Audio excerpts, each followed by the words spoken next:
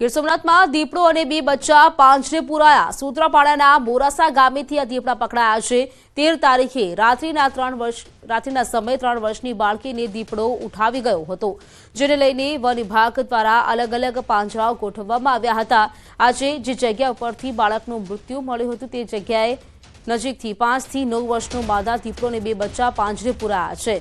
One વિભાગે દીપડાના નમૂના લઈ લેબમાં મોકલશે। દીપડો માનવ ભક્ષી છે કે નહીં તેના માટે એફએસએલમાં મોકલવામાં આવશે। સૂત્રાપાડાના બોરસા ગામેથી આ દીપડા છે તે પાંજરે પુરાયો છે। દીપડો અને બે બચ્ચા પાંજરે પુરાયા છે। ત્યારે વાત કરીએ તો થોડા દિવસ પહેલા જ એક બાળકનો મૃતદેહ પણ મળી આવ્યો હતો। ત્યારે જાણકારી સાથે સંવાદદાતા દિનેશ જોડાઈ ગયા છે। દિનેશ, દીપડા પાંજરે પુરાયા છે, જાણકારી શું? જી બિલકુલ પ્રીતિ, 13 તારીખે મોડી રાત્રે જે સૂત્રાપાડાનું મોરાસા ગામ છે કે જ્યાં આગળ 3 વર્ષની એક બાળા છે તેમને દીપડો પોતાના પરિવારની નજર સામે જ ઉપાડી ગયો હતો અને ત્યારબાદ તેમના કેટલાક અવશેષો છે તે જ મળી આવ્યા હતા અને ત્યારબાદ વન વિભાગ છે તેમણે 5 થી 7 જેટલા પાંજરાઓ છે તે ગોઠવવામાં આવ્યા છે। જોકે હાલ બે બચ્ચા અને એક દીપડો છે તે પાંજરે પુરાયો છે, પરંતુ આ દીપડો માનવ ભક્ષી છે કે નહીં તેના માટે હાલ એફએસએલમાં આ દીપડા છે તેમના મળના નમૂનાઓ છે તે હાલ મોકલવામાં આવ્યા છે। જોકે હજુ પણ કેટલાક દીપડાઓ છે તે આ વિસ્તારની અંદર આટાફેરા મારી રહ્યા છે અને લોકો છે તેમાં ક્યાંક ને ક્યાંક ભય ફેલાયેલો છે। પ્રીતિ, દિનેશ, આભાર આપનો જાણકારી માટે।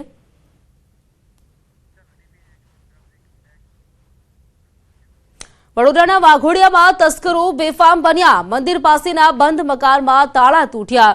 છેલ્લા 1 મહિનાથી તસ્કરોના ત્રાસથી પ્રજા ત્રાહિમામ પોકારી ઉઠી છે। નિવૃત્ત ફોરેસ્ટ ઓફિસરના ઘરને તસ્કરોએ ટાર્ગેટ બનાવ્યો। દુઃખદ પ્રસંગમાં ગયેલ પરિવારના ઘરે ચોરી થઈ। બંધ મકાનનું તાળું તોડી તસ્કરોએ હાથ સાફ કર્યો। સોનાના 100 ગ્રામ દાગીના જેની કિંમત 8 લાખની થઈ છે ત્યારે તેની ચોરી કરવામાં આવી છે। ચોરીની ઘટના બનતા વાઘોડિયા પોલીસ ઘટના સ્થળે પહોંચી હતી તો મકાનનું તાળું તોડી 8 લાખની ચોરી કરવામાં આવી છે। મંદિર પાસેના બંધ મકાનના તાળા તૂટ્યા, જેમાં ઘરમાંથી ચોરી કરવામાં આવી છે। વાઘોડિયા વિસ્તારમાં તસ્કરો જાણે બેફામ બન્યા હોય તેવું લાગી રહ્યું છે। આ બે દ્રશ્યો મેં આપણે બતાવી રહ્યા છે। વધુ જાણકારી મેળવીશું સંવાદદાતા હાર્દિક પાસેથી। હાર્દિક, ચોરીની ઘટના સામે આવી છે, લગભગ 8 લાખની ચોરી છે, શું જાણકારી વધુ આ મામલે? બિલકુલ, જો વાઘોડિયાની વાત કરીએ તો છેલ્લા ઘણા દિવસોથી નાની મોટી ચોરીઓ થવાના બનાવો જે છે તે સતત બની રહ્યા છે। આ જેના ઘરે ચોરી થઈ છે તેમનું નામ જીતેન્દ્ર કુમાર જયંતિલાલ કાશીવાલા છે અને તેઓ નિવૃત્ત આરએફઓ છે અને તેઓ દુઃખદ પ્રસંગમાં ગયા હતા। દરમિયાન તેમના ઘરના તાળા જે છે તે અજાણ્યા તસ્કરો તોડ્યા હતા। ખૂબ જ મોટા પ્રમાણમાં ચોરી થઈ છે, કારણ કે 10 ગ્રામ દાગીના જે છે તેની કિંમત લગભગ 8 લાખ રૂપિયાની આસપાસ થાય છે। એ દાગીના જે છે તે ચોરાઈ ગયા છે। એટલે ટૂંકમાં કહીએ તો સરકારી નોકરી દરમિયાન એમણે જે કંઈ ભેગું કર્યું તે તમામ વસ્તુ જે છે તે ચોર છે એટલે લઈને પલાયન થઈ ગયા છે। આ મોટી ચોરીની ઘટના છે જેને ધ્યાનમાં રાખીને ડીવાયએસપી ઘટના સ્થળ પર પહોંચ્યા હતા। લોકલ ક્રાઇમ બ્રાન્ચ અને ફોરેન્સિક વિભાગ જે છે ડોગ સ્કોડ છે ત્યાં સ્થળ પર પહોંચ્યું હતું। સીસીટીવી અત્યારે જે છે ચકાસણી એની ચાલી રહી છે, પરંતુ અહીંયા સૌથી મોટો સવાલ એ થાય છે કે એક તરફ પોલીસ દ્વારા પેટ્રોલિંગના દાવા કરવામાં આવે છે તો પછી તસ્કરો આ રીતે બેફામ કઈ રીતે બને છે, ત્યારે સ્થાનિક નાગરિકો છે તેઓ પોલીસના પેટ્રોલિંગ સામે અને પોલીસની કાર્યવાહી સામે સવાલો ઉઠાવી રહ્યા છે। બિલકુલ હાર્દિક, આભાર આપનો જાણકારી માટે। તો વાઘોડિયા વિસ્તારમાં વધુ એક ચોરીનો આ બનાવ સામે આવ્યો છે। મકાનનું તાળું તોડી 8 લાખના દાગીનાની ચોરી કરવામાં આવી। વારંવાર બનતી ચોરીની ઘટનાઓને લઈને પોલીસ પેટ્રોલિંગ પર સવાલ। હાલ રાજ્યમાં કાળઝાળ ગરમી પડી રહી છે, ત્યારે 40 ડિગ્રીના ઉકળાટ વચ્ચે અંકલેશ્વરની ઔદ્યોગિક વસાહતમાં ધમધમતા બરફના ઉદ્યોગોમાં તેજી આવી છે। અંકલેશ્વર ઔદ્યોગિક વસાહતમાં ફાર્મા ડાઇઝ જેવા હેવી કેમિકલ પ્લાન્ટમાં તાપમાન સંતુલિત રાખવા માટે બરફનો ઉપયોગ જરૂરી બની જાય છે।